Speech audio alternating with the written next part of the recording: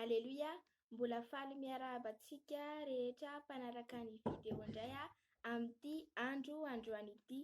Izao zany dia ijoro vavolombelona mikasika ny fahitana izay naseho an'ny Tompo tamiko. Za zany tamin'ny 8 juillet 2024 dia nahita fahitana.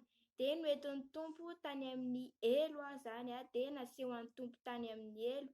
Dia rehefa noeton'ny Tompo tany amin'ny elo aho dia mahita olona maro be dia tena maro be mihitsy mijaly any amin'ny elo. Dia hoy ny Tompo mantsy anao hoe ohatran'izao no mahazo ny olona rehefa tsy manaraka ny sitrapon'Andriamanitra sy tsy manao ny sitrapon'Andriamanitra. Dia voninahitra ho an'Andriamanitra irery ihany dia ny anentanako antsika zany aoka zany isika mba hananatahotra an'Andriamanitra sy hanao ny sitrapon'Andriamanitra hatrany mba ahazoantsika ny fiainana mandrakizay. Amen.